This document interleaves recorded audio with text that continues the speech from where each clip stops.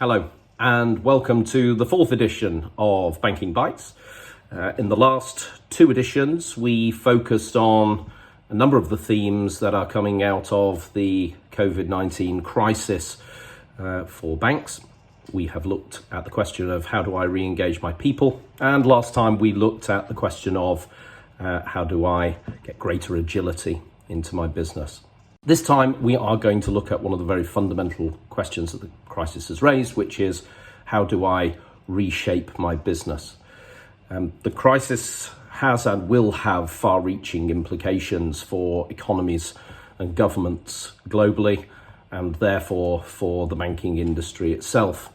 The banking industry, as we've talked about on here before, will have a very significant role to play in the rebuilding of economies and the supporting of individuals and businesses. It will also be a great opportunity for banks to fundamentally reshape themselves, not only for the task that they will need to undertake for their customers, but also to be able to meet some of their own goals that they will need to achieve around cost management and becoming ever more digital.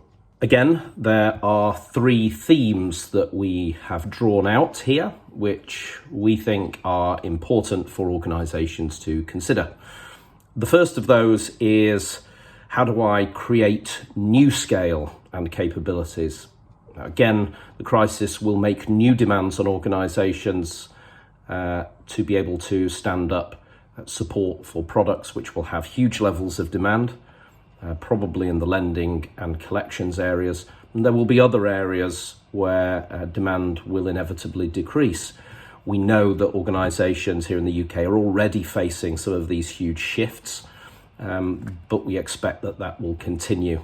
And that reshaping of the business in terms of people, processes and organisation will be very important for people to get on the front foot with.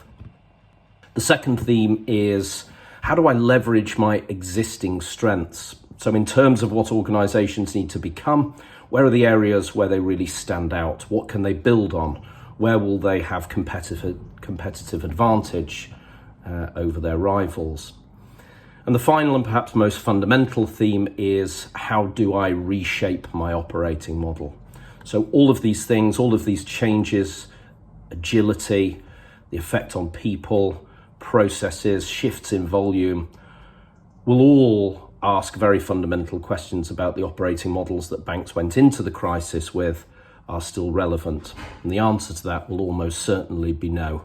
And we think it's important that banks look now at their operating model and how they can start the process of fundamentally changing it already.